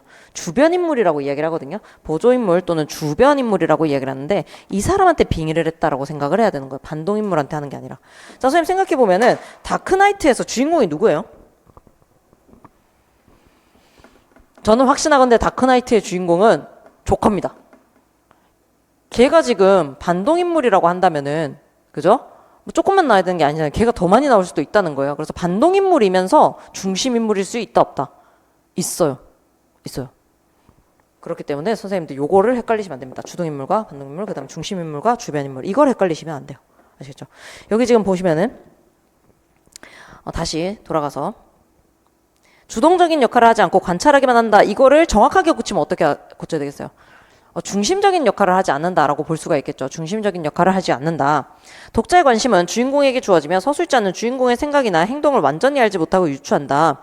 서술자와 서술 대상 사이의 거리를 유지하려는 작가의 의도를 반영하기도 한다. 이거 무슨 얘기냐면 그 뒤에다가 쓰실게요. 그 뒤에다가 어떤 작품 써두시면 되냐면 요게 해법문학사업소에서 언급이 돼 있어서 그럽니다. 화랑의 후예 써두시면 돼요. 화랑의 후예. 오늘 이제 요 작품 복습해보시면 좋을 것 같은데 화랑의 후예에서 이 황진사라고 하는 인물이 핵심 인물입니다. 중심 인물인데 근데 이제 이 인물을 누가 관찰을 하냐면 나라고 하는 심지어 이 황진사를 좋게 생각하는 사람은 우리 숙부예요. 숙부. 저는 황진사 그렇게까지 좋아하진 않습니다. 근데 이제 숙부가 계속 이제 황진사를 좋게 얘기를 하다 보니까 이제 황진사를 봐도 kak퇴 이런 거 안 하고 이제 아저씨 오셨습니까? 뭐 이런 식으로 얘기는 할 수 있는 거죠. 근데 이제 황진사라고 하는 인물이 굉장히 근대화되지 못한 과거에 머물러 있는 그래서 희화화되는 인물이에요. 근데 그 사람의 입장에서 서술을 하면은 정말 그 사람이 너무 희화화 돼버리는 거잖아요. 그래서 누구를 선택을 해서 1인칭 관찰자 시점인 지식인인 나를 선택을 해서 그 황진사를 관찰을 하는 거예요. 그렇게 함으로써 뭐를 확보하냐면 인물과 자기 사이에, 인물과 서술자 사이에 거리를 확보하는 거죠. 인물과 서술자 사이에. 이해되실까요? 그렇게 하려고 하는 의도도 있다. 그래서 화랑의 후예 한번 보시면 될 것 같아요. 자, 3인칭 관찰자 시점 보겠습니다. 작가 관찰자 시점이라고도 하는데요. 작중인물로 등장하지 않는 서술자가 3인칭으로 된 모든 인물에 대해서 언급을 한다. 자기의 주관을 배제하고 객관적인 태도로 외부적인 사실만을 관찰하고 묘사한다. 서술자의 관찰폭이 제한되어 인물의 내면에는 들어가지 못하나 객관성 확보에 유리하다라고 되어 있죠. 그런데 이 3인칭 관찰자 시점이 약간 변형되는 경우가 있어요. 근데 이게 애매해요. 뭐냐면은 전지적 작가 시점이 변형이 됐다고 봐야 할지 3인칭 관찰자 시점이 변형됐다고 봐야 할지 알 수 없는 애가 있습니다. 그게 뭐냐면 아래쪽에 나와 있는 초점화자라고 하는 애인 거예요. 초점화자. 아래쪽에 별로 되어 있는 거. 그중에 초점화자라고 하는 게 그건데 한번 읽어볼게요. 전지적 작가 시점의 소설에서 주로 나타나는 것으로 서술자가 특정 인물의 시각에서 전개되고 있는 사건이나 다른 인물들을 바라보는 경우다. 그 인물을 초점 인물이라고 하고 이때의 서술자를 초점화된 화자라 하며 이러한 일반적 과정을 두고 초점화라고 한다. 전지적 작가 시점의 작품이라 하여도 모든 부분에서 사건과 인물에 대해 평면적 서술이 이루어지는 것은 아니며 작품상의 비중이 큰 인물일수록 그가 지닌 세계관, 현실관이 중요해지고 이를 드러내는 것이 서술자의 중요한 역할 가운데 하나가 되기도 한다라고 되어 있죠. 근데 제가 방금 그랬잖아요. 이게 전지적 작가 시점이 바뀌었다고 봐야 할지 3인칭 관찰자 시점이 바뀌었다고 해야 될지 잘 모르겠다. 왜냐면은 초점화자라고 하는 것은 이 작품 전체에 봤었을 때 한 인물의 심리와 한 인물의 생각만 정확하게 서술을 해줘요. 그럼 봐봐. 전지적 작가 시점은 모든 인물의 생각과 내면에 다 서술을 해주는 거잖아요. 그죠? 근데 이 모두 서술하던 것을 한 명으로 바꿨다고 해야 될지 아니면 3인칭 관찰자 시점은 그런 거 서술을 안 하는데 특히 한 명만 찍어서 해주는 걸로 바꿨다고 해야 될지 이게 애매한 거예요. 근데 지금 문학 이론서들에서는 어떻게 설명을 하냐면 전지적 작가 시점의 특수한 사례로 보고 있습니다. 전지적 작가 시점의 특수한 사례. 왜냐하면은 어쨌든 인물의 내면과 심리, 그 다음에 생각을 알아낸다는 것 자체가 전지적 작가 시점인 것을 전제로 해야 된다. 그렇기 때문에 3인칭 관찰자 시점이 약간 확대된 것이 아니라 전지적 작가 시점이 특수한 경우로 나타난 것으로 보자. 이런 얘기를 하는 거죠. 그래서 대표적인 사례가 우리 흐르는 북이죠. 흐르는 북. 출제됐었던 작품입니다. 흐르는 북. 그래서 그런 작품들 생각을 해보시면 될 것 같다.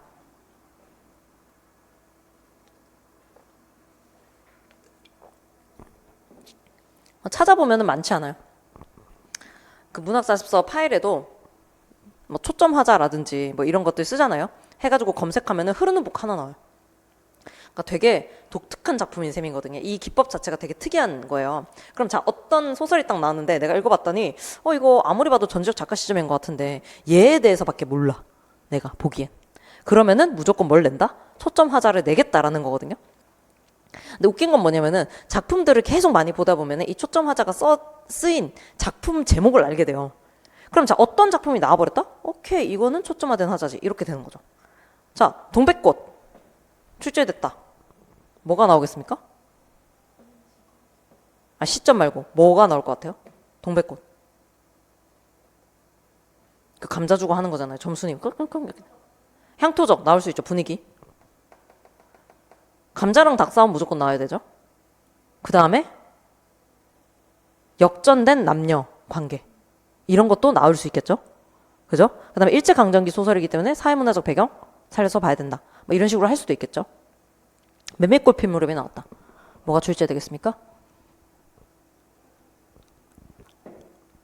매매골 필무렵은 진짜 하나 내겠다 이러면 이거밖에 못 내요. 배경입니다. 배경. 시공간적 배경의 압도성. 그걸 이제 해야 돼요. 서정성. 시공간적 배경의 서정성. 하나 더 낸다? 동이랑 허생원의 관계입니다. 그죠? 이렇게 정해진 작품들이 있어요. 자, 사랑방 손님과 어머님.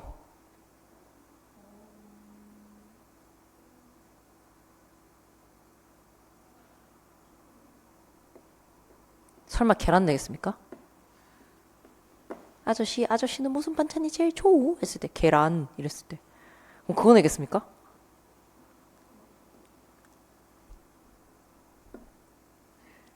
신빙성 없는 화자죠. 믿을 수 없는 화자. 이거 믿을 수 없는 화자가 나오는 작품도 많지가 않아요. 지금 이거를 우리 시험에서 2개 다 내버렸어요. 한 번에 내버렸어요. 그 2개 작품이랑 이제 앞으로 나오는 작품들 좀 챙겨놔야 되는 상황. 이렇게 보면 되죠. 그러니까 이게 어떤 문학 작품이 나온다? 그럼 뭘 출제해야지. 그랬는데 딱 봤는데 그게 출제될 때의 쾌감. 이게 필요한 거예요. 공부를 왜 하냐라고 하면. 이해되셨어요? 그래서 초점 화자까지 봤습니다. 위로 다시 올라가서 전지적 작가 시점. 작중 인물로 등장하지 않는 서술자가 3인칭으로 된 모든 등장인물에 대해서 언급한다. 그래서 전지성의 양상인데 이 전지성이란 것이 어떻게 드러나느냐 하는 것을 언급해 놓은 데가 있더라고요. 그래서 정리를 해봤습니다. 첫 번째, 작품의 진행과 관계가 있든지 없든지 삶, 풍속, 도덕 등에 관해 작가가 간섭하는 편집자적 전지성입니다. 그러니까 작가 간섭이에요. 그다음에 작중 인물에 대한 직접적인 간섭은 하지 않지만 그 자신의 목소리로 독자들에게 설명하려 시도하는 중립적 전지성. 그다음에 한 작중 인물에만 국한된 선택적 전지성. 그다음에 다복적 전증성은 그 앞에 나와 있는 것들이 여러 개가 복합적으로 나올 때를 다복적이라고 이야기를 합니다. 그래서 보시면은 이 내용이 지금 뭐예요? 편집자적 논평 또는 서술자의 개입 부분에서 출제할 만한 애들이죠. 지금 언급을 한 김에 작가의 개입 먼저 보도록 하겠습니다. 첫 번째. 보시면 아래쪽에 내려오시면 작가의 개입, 작가가 소설의 서사 내용에 직접 관여하는 현상을 의미한다. 전지적 서술자가 인물의 행동에 대해 평가한 내용이나 사건에 대한 판단 등을 작품 속에서 직접적으로 제시한다. 그래서 감정을 노출하거나 자신의 감정을 노출하거나 아니면 독자에게 말을 건다거나 아니면 서사의 흐름을 끊는다거나 아니면 사건의 요약 제시 같은 경우들이 있다. 그래서 이제 홍길동전을 보시면 길동이 재배하직하고 문을 남에 운산 첩첩하여 지향 없이 행하니 어찌 가련하지 아니하려. 거기 형광펜 치셔야 돼요. 어찌 가련하지 아니하려. 가련하다고 생각한 사람 누구예요? 작가. 근데 그거 갑자기 밖으로 튀어나온 거예요. 그럼 사람들이 갑자기 가련하다고 생각을 하게 되겠죠. 이런 식으로 개입을 하게 된다. 그 다음에 이제 두 번째, 이제 현대소설에는 없느냐라고 하면 현대소설에도 있어요. 자, 이놈의 세상 언제나 망하려느냐. 우리만 빼놓고 어서 망해라 하고 부르짖은 적이 있겠다요. 이미 반세기 전 그리고 그것은 당시에 나한테 불리한 세상에 대한 격분된 저주요 겸하여 위대한 투쟁의 선언이었습니다. 해서 윤직원 영감은 과연 승리를 했겠다요. 이렇게 하면서 이제 이 사건에 대한 어떤 평가나 서술 설명을 해주고 있는 거죠. 심지어 거기 어떤 말투가 나와요? 뭐뭐 했다요 이게 나오죠. 이건 이제 판소리체 서술이라고 이야기를 하는데 판소리 문체라고 이야기를 하는데 어쨌든 그런 것들을 통해서 서술자의 개입을 드러내고 있다. 그러니까 이게 서술자의 목소리가 겉으로 아예 드러나는 경우를 편집자적 논평이라고 이야기를 한다라고 생각을 하시면 되겠습니다. 얘가 출제가 많이 돼요. 얘 출제 많이 되고 있습니다. 그 다음에 이제 거리 본 다음에 아래쪽을 조금 더 살펴보도록 할게요. 자, 거리 보시면은 1인칭 주인공 시점과 전지적 작가 시점 이 두 개는 심리를 알 수 있다라고 하는 게 공통점이죠. 둘 다 심리를 알 수가 있다라고 하는 게 공통점입니다. 그랬을 때 서술자와 인물 사이는 가깝다 멀다. 가까운 거예요. 왜냐면 그만큼 가까이 서 있어야 얘가 무슨 생각인지를 내가 알아챌 수가 있죠. 그래서 가까운 상황이다. 그 다음에 서술자와 독자 사이도 가깝다. 근데 독자와 인물 사이는 앞에 1인칭 주인공 시점은 가깝지만 그 다음에 전지적 작가 시점은 멀다 이렇게 보는 거죠. 왜냐면은 VR 시점이 아니니까. VR 시점이어야 내가 몰입을 더 잘하죠. 그 다음 아래쪽에 1인칭 관찰자 시점 보시면은 서술자 둘 다 관찰자 시점이네요. 서술자와 인물 사이가 좀 머니까 얘 성격을 알아요 몰라요? 몰라서 서술을 못 해줘요. 그 다음에 서술자와 독자 사이 어때요? 서술자가 자꾸 정보를 숨기는 기분이 드니까 독자도 뭐 별로 서술자한테 마음을 열어주고 싶지 않겠죠. 그 다음 거기 독자와 인물 사이 보시면 1인칭 관찰자 시점과 3인칭 관찰자 시점 보시면은 독자와 인물 사이는 어때요? 어떻습니까? 가깝다라고 나와 있죠. 근데 이거 어떻게 보실 수 있냐면 3인칭 관찰자 시점은 좀 멀어야 될 것 같지 않나요? 멀어야 될 것 같은데 이게 감상의 자유를 좀 얻는 방면으로 해서 인물에 대해서 조금 더 몰입을 할 수 있게 된다. 조금 더 집중할 수 있게 된다라고 한다면 이 거리가 좀 가깝다 이렇게 볼 수가 있는 거죠. 자, 보겠습니다. 서술자와 인물 사이의 거리 보겠습니다. 1인칭 주인공 시점은 서술자와 인물 사이의 거리가 거의 없다. 따라서 1인칭 주인공 시점에서 서술자와 인물 사이의 거리가 가장 가깝다. 3인칭 관찰자 시점에서는 서술자가 인물의 외면만을 관찰하므로 서술자와 인물 사이의 거리가 가장 멀다. 그래서 가장 멀고 가장 가까운 애들만 잡으시면 돼요. 서술자와 독자 사이의 거리, 비교적 1인칭 주인공 시점과 전지적 작가 시점의 경우 서술자와 독자 사이의 거리가 가깝다. 그다음 독자와 인물 사이의 거리인데 서술자가 등장인물에 대해서 모든 것을 알려줄 때 서술자와 등장인물의 거리는 가깝게 되지만 독자와 인물 사이의 거리는 멀다. 그리고 서술자가 등장인물의 외면만을 관찰하면 서술자와 등장인물 사이의 거리는 멀지만 독자와 인물 사이의 거리는 가깝다. 단 1인칭 주인공 시점에서는 독자는 자기가 직접 체험한 일을 이야기하는 인물을 가깝게 느낀다라는 거죠. 그러니까 지금 뭐가 좀 특이하다? 1인칭 주인공 시점이 좀 특이하다는 거예요. 이해되실까요? 관찰자 시점이 독자와 인물 사이의 거리가 가까운 게 맞는데 1인칭 주인공 시점은 원래 멀어야 된다. 그냥 모든 걸 다 얘기해 주기 때문에 사람들이 재미가 없어서 인물한테 별로 흥미를 못 느껴야 맞다. 근데 뭐다? 여기 VR 시점이기 때문에 갑자기 재미를 좀 느낀다는 거예요. 그래서 가까워진 것이지 원래는 인물의 심리나 생각을 서술해 주게 될 경우에는 독자와 인물 사이 거리는 가까운 게 맞다, 먼 게 맞다. 먼 게 맞다 라는 얘기인 거죠. 그래서 요것까지 선생님이 설명을 하실 수 있어야 됩니다. 누구에게? 아이들에게 설명하실 수가 있어야 돼요. 아래쪽에 이제 독특한 예들만 보고 이제 잠깐 쉬었다가 문제로 넘어가 보도록 할게요. 자, 작가의 개입 아래쪽에 보시면은 현대 소설에서 발견할 수 있는 판소리 사설 형식의 문체되어 있죠. 요게 이제 어느 소설에서 잘 드러난다라고 하냐면 채만식 소설입니다. 채만식 소설에서 주로 드러난다라고 생각을 하시면 돼요. 현대소설 중 일부 작품에서는 서술자가 단순히 사건을 전달하는 데 그치지 않고 인물과 사건에 대한 자신의 생각을 이야기하는 평가자의 역할을 한다. 서술자가 자신의 의견을 해설하면서 마치 판소리 청자와 같은 역할을 하는데 서술자는 작품 내부의 세계와 독자의 중간에서 등장인물을 끊임없이 비꼬고 조롱한다. 이러한 풍자적 수법은 판소리의 정통을 이어받은 것으로 볼 수 있다라고 되어 있죠. 그다음에 이중 시점입니다. 이것도 우리 출제됐어요. 이것도. 한 소설 내에서 하나의 시점이 일관되게 나타나는 것이 아니라 2개 이상의 시점이 번갈아 나타나는 것이다. 시점이 2개 이상이라면 시점의 이동이 선명하게 다루어져야만 독자들이 혼란에 빠지지 않으므로 치밀한 구성이 필요하다. 그러니까 갑자기 여기서는 여자 입장으로 하고 갑자기 여기서는 남자 입장으로 하고 이러면 사람들이 헷갈려 안 헷갈려요? 엄청 헷갈리겠죠. 그럼 이제 작가가 잘 써줘야 돼요. 작가가 치밀하게 잘 써줄 필요가 있다. 그 다음에 초점 화자는 받고요. 아래쪽에 이제 믿을 수 없는 화자. 화자의 서술이나 논평을 독자들이 신뢰할 수 없거나 의혹을 가지게 되는 화자다. 반대로 믿을 수 있는 화자란 저자의 의도에 맞는 그래서 독자가 기댈 수 있게 느껴지는 화자다. 믿을 수 없다는 것은 단순히 거짓말을 한다는 것이 아니라 무자각의 문제를 가리킨다. 무자각이에요. 그래서 즉 화자가 잘못 알고 있거나 작가가 그에게 부여하기를 거절한 특성을 화자는 자기가 가지고 있다고 믿는 것을 말한다. 그러니까 예를 들어서 이 사람에게 성실성을 주지 않았어요. 작가가. 게으른 놈이야. 근데 이제 이 땅바닥에 누워가지고 부채를 살랑살랑 이렇게 붙이면서 내가 부채도 붙이고 진짜 부지런하지 않냐? 이렇게 막 생각을 하는 거예요. 그럼 사람들이 무슨 생각을 할까요? 저딴 거 하면서 부지런하다고 생각하니까 네가 그렇게 게을러 빠진 거다 이 새끼야. 이렇게 되겠죠.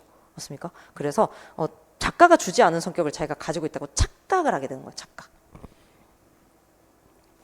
믿을 수 없는 화자는 주로 악인이나 지적 수준이 아주 낮은 화자 그리고 순진한 어린이가 화자로 기용될 때 이루어진다. 신빙성이 없는 화자의 태도가 독자에게 더욱 공감을 불러일으킬 수도 있다. S. 리몬 캐넌의 경우에는 믿을 수 없는 화자의 주요한 근거로 화자의 제한된 지시, 개인적 연루 관계, 그 다음에 문제성이 있는 가치 기준의 3가지를 제시한다. 이런 걸 가지고 있으면 믿을 수 없는 화자다. 이렇게 되는 거예요. 자, 그래서 선생님 생각해 보시면 태평천하, 윤직원 영감 나오죠. 태평천하에 나오는데 그 사람이 뭐라고 하냐면은 아까 위에서 나왔잖아요. 뭐라고 나왔어요? 이놈의 세상 언제나 망하려느냐. 지금 우리가 강복이 됐는데 이놈의 세상이 또 망해야 된대요. 왜 망해야 되냐면은 자 일제시대 때는 내 땅을 아무도 안 뺏어가려고 했는데 지금 독립이 되고 나니까 뭐 하려고 한다. 땅을 뺏어가려고 한다. 그러니까 지금 나라가 망했으면 좋겠다 이런 얘기를 하는 거예요. 뭐가 없는 상황.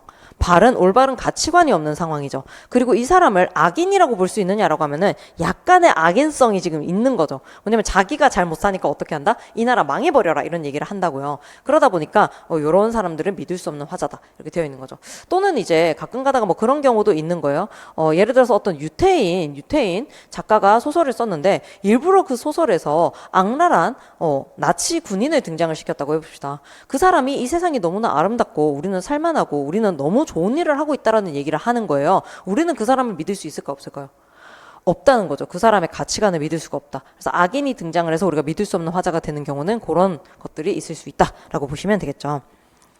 신빙성이 없는 화자의 태도가 독자에게 더욱 공감을 불러일으킬 수도 있다라고 하는 것은 걔가 너무 불쌍해 보이니까, 안 돼 보이니까. 생각해보면 선생님 그거 읽어보셨어요? 술 권하는 사회? 읽어보셨어요? 술 권하는 사회? 되게 재밌어요. 그 제목 자체가 끝인데 이 남편이 일본에서 유학 갔다 돌아옵니다. 아내가 맨날 집안일 해가지고 남편 유학 뒷바라지를 하고 있었어요. 그래서 남편이 돌아온다가 너무 좋은 거예요. 왜냐면 남편 돌아오면 뭐 할 수 있으니까. 남편이 돈 벌어다 줄 테니까. 근데 오니까 이 남편이 할 수 있는 게 없어요. 백수야. 손이 하얗신 분이야. 그래서 맨날 내가 술 먹고 들고 이게 일인 거예요. 그러니까 아내가 또 삭바느질을 하면서 오늘은 남편이 언제나 오려나, 아이고 유학 갔다 오면 잘 살 줄 알았더니 이러면서 막 얘기를 해요. 생각을 하다가 남편이 또 술 먹고 들어온 거죠. 그래서 에이구 이놈의 사회에 내가 살 수가 없어, 이놈의 세상 살 수가 없어 이렇게 막 한 거예요. 근데 이제 아내는 또 남편 옷을 벗겨주고 막 꿀물을 타주면서 아이고 오늘도 약주를 왜 이렇게 드셨어요, 아이고 속상해, 누가 이렇게 자꾸 술을 먹인다, 어느 친구인지 진짜 못됐다 이렇게 얘기를 해요. 근데 남편이 뭐라고 하냐면 이놈의 사회 때문에 내가 살 수가 없다, 그래서 술을 먹는다 했더니 아내가 남편이 골아떨어진 이후에 뭘 생각을 해요? 그 사회라는 사람이 누군지는 모르겠는데 진짜 나쁜 사람이다 이렇게 생각을 하는 거예요. 이 여성의 머릿속에는 무슨 개념이 없다는 거예요? 사회라고 하는 그 개념 자체가 없는 거예요.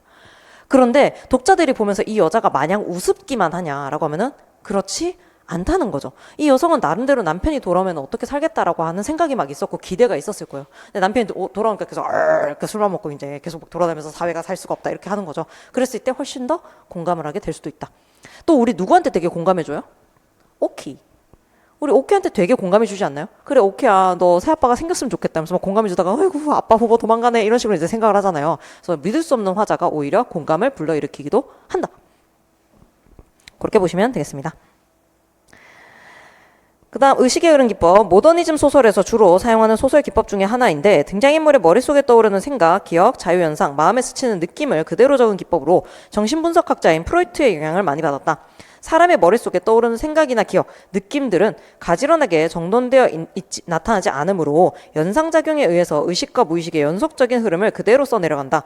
매우 단편적이고 논리적 비약이 심한 내용들이 많다. 내적 고백은 의식적으로 통제된 생각이어서 문법과 일관성과 논리성을 갖추고 있는 반면 의식의 흐름은 의식의 통제로부터 자유롭기 때문에 문법에 어긋나거나 일관성도 논리성도 없는 문장들이 계속해서 이어지는 경우도 있다. 소설 속 인물의 의식이 끊어지지 않은 상태로 외부로부터 자극을 계속 받아들이고 반응하며 연속되는 것을 말한다. 의식의 흐름을 소재로 삼는 작가들은 인간의 실존이 외부로 나타난 것보다는 정신과 정서의 연속적인 전개 과정에서 더 잘 나타날 수 있다고 본다. 그러니까 뭐를 드러내려고 한다? 인간의 실존을 드러내려고 한 거예요. 선생님 생각해 보시면 오상원의 유해 같은 경우에 그죠?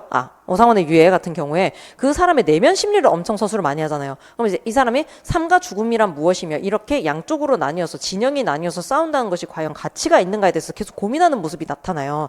그러니까 인간이 가장 실존적인 생각은 언제 많이 할 것 같아요? 선생님도 나는 누구인가? 나는 왜 사는가? 이런 생각 언제 많이 하시죠? 멍 때릴 때. 한참 멍 때리다 보면은 난 누구인가? 난 왜 살고 있는가? 이런 생각을 하게 돼요. 그러니까 인간의 실존이라고 하는 것은 가장 무의식적인 상태일 때 드러난다. 우리 그 교육학에서 배우잖아요. 에고랑 슈퍼 에고랑 이드 배우죠. 이드가 엄청 많은 걸 차지하잖아요. 이거 무의식이라고 하는 애가. 근데 얘가 수면 위로 떠오를 수가 있어요, 없어요? 없어요. 근데 우리의 본질은 어디에 있냐면 이 이드에 있는 거예요. 이 무의식 상태가 우리의 본질이에요.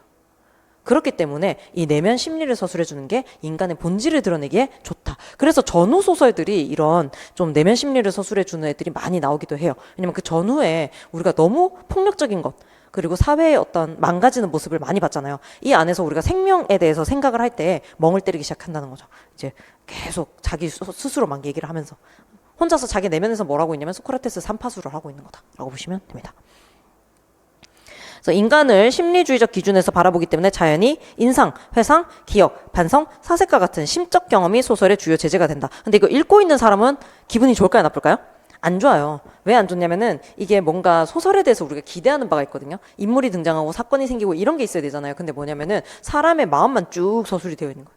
그러니까 이게 돌아버리겠다 이런 생각이 드는 거죠. 그래서 이게 좀 읽는 사람의 입장에서는 좀 부담이 될 수 있어요. 그래서 하나, 둘, 셋, 넷, 다, 여. 이거 중요한 별표돼 있는 6개 있죠. 이게 출제가 잘 됩니다. 단순하게 시점을 묻는 것보다는 얘가 출제가 많이 되고 이 6개가 아니면은 그 위에 나와 있는 거리 이 부분에서 이제 출제가 돼야 된다라고 보시면 될 것 같아요. 그래서 오늘 지금 서술자 이론 부분 봤으니까 기출 보기 전에 잠깐만 끊었다 갈게요. 10분만 끊었다 가겠습니다.